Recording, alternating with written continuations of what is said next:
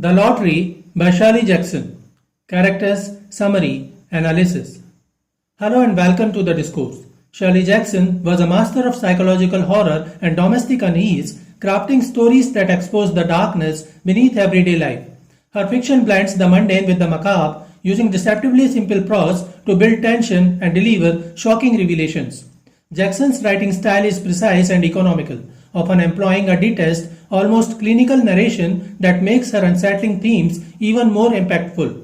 A hallmark of Jackson's work is her ability to subvert expectations. She lulls readers into a false sense of security with ordinary settings, suburban homes, small towns, family dynamics, before revealing hidden horrors. Her narratives frequently rely on slow-burning suspense, subtle foreshadowing, and abrupt, jarring conclusions. In The Lottery, for example, the cheerful small-town atmosphere makes the brutal climax all the more disturbing. Thematically, Jackson explored conformity, isolation, and the latent cruelty of human nature. Many of her stories critique societal norms, particularly the oppression of women in domestic spaces, like in The Haunting of Hill House, or the dangers of mob mentality in The Lottery. Her characters often grapple with psychological instability, societal pressure, or supernatural forces that mirror their inner turmoil. Jackson's influence extends across horror, gothic fiction, and literary realism. Shirley Jackson's The Lottery exposes humanity's capacity for violence, often disguised as tradition. Published in The New Yorker in 1948, the story sparked immediate controversy, with outraged readers demanding explanations. Its enduring relevance comes from Jackson's unflinching examination of how societies justify cruelty through tradition. Characters of The Lottery. The story features a collective cast of villagers who embody the story's themes of conformity and blind tradition. While no single character dominates the narrative, each serves to reinforce the chilling normalcy of the ritual. Tassie Hutchinson emerges as the protagonist only late in the story, transforming from a cheerful participant to a desperate victim. Her delayed introduction and sudden shift in demeanor from joking about her tardiness to screaming, "It is not fair," highlight the randomness of persecution and the fragility of social belonging. Bill Hutchinson, Tassie's husband, picks the marked slip that threatens his family. He orders his wife to be quiet when she protests against Mr. Summers. Eva Hutchinson is one of the Hutchinson children, but she has married into another family. Thus, she is not required to draw with her parents and other siblings, Bill Jr., Nancy, and Davy, who is only a toddler. Mr. Summers, the jovial lottery official, represents the banality of evil.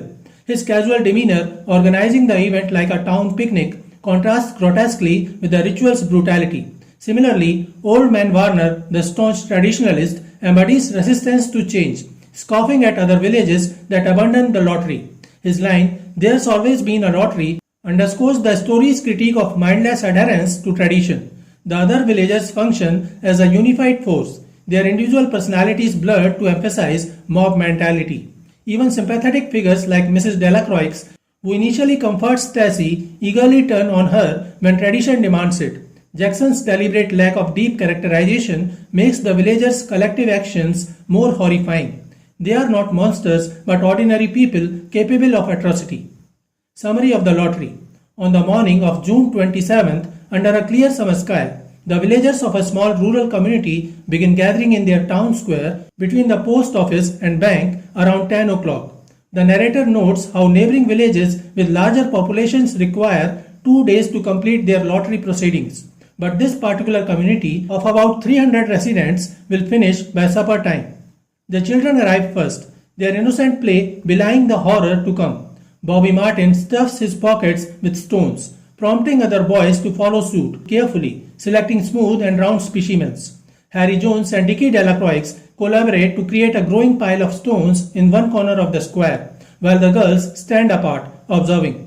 The men gradually assemble, exchanging subdued conversation about crops, weather, and taxes, their forced smiles replacing genuine laughter. When the women arrive, they call their reluctant children to order, establishing the first hints of familial tension. Mr. Summers, the childless coal businessman who organizes all civic events, arrives carrying a lottery's central artifact, a worn black wooden box. Postmaster Mr. Graves follows with a 3-legged stool upon which they place the ancient box. The narrator reveals how the original lottery paraphernalia has been lost to time, though this particular box predates living memory. Despite its deteriorating condition and Mr. Summers' annual suggestions for replacement, the box remains, a physical manifestation of the villagers' stubborn traditionalism. The ritual begins with Mr. Martin and his son Baxter steadying the box as Mr. Summers vigorously mixes the slips of paper inside. The narrator explains how the lottery has evolved over generations. Wooden chips replaced by paper slips, formal salutes abundant by casual conversation. These changes highlight the villagers' selective adherence to tradition, preserving only what suits them while discarding inconvenient elements. The gathering reaches full attendance when Tessie Hutchinson arrives breathlessly, joking with Mrs. Delacroix about having forgotten the event until noticing her children's absence. This late arrival marks Tessie as different from the start, though no one suspects her significance yet. Mr. Summers conducts a roll call, noting expectations like the absent Mr. Dunbar, represented by his wife due to his broken leg, before reviewing the familiar rules. Each household head will draw a concealed slip until all have chosen. As the drawing commences, village dynamics emerge through subtle interactions. Mrs. Delacroix and Mrs. Graves exchange gossip while barely listening to the proceedings. When Mr. Adams mentions neighboring villages considering abandoning the lottery, Old Man Warner, participating for his 77th time, scoffs at such progressive notions, his presence embodying the community's resistance to change. The tension escalates when Bill Hutchinson's slip reveals the marked paper. Tessie's immediate protest, "You did not give him time enough to take any paper he wanted," signal her transformation from willing participant to desperate victim. The second drawing narrows the selection to the Hutchinson family, with each member, including young Nancy and Bill Jr., drawing again until Tessie's slip pierces the ominous black spot. In the story's harrowing conclusion, the villagers turn on Tessie with terrifying speed. Mrs. Delacroix, who moments earlier comforted her friend, now selects a stone so large she had to pick it up with both hands. Even Tessie's own children participate as the crowd closes in.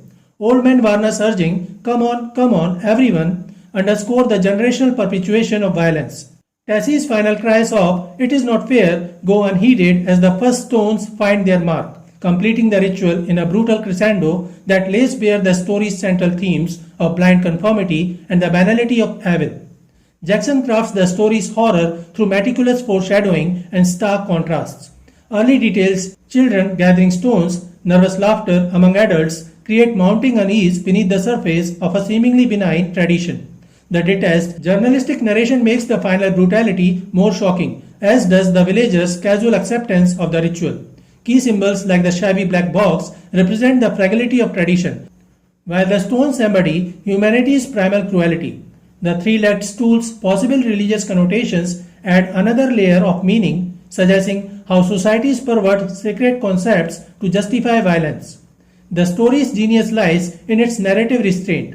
Jackson employs third-person objectivity, never commenting on the morality of the lottery, which forces readers to grapple with their own interpretations. The villagers' ordinary personalities make their participation in violence more disturbing, illustrating how easily people conform to harmful norms. Through this approach, the lottery becomes more than a horror story. It transforms into a powerful allegory about the dangers of unexamined traditions, from small-town rituals to large-scale societal injustices. So this is it for today. We will continue to discuss the history of American English literature.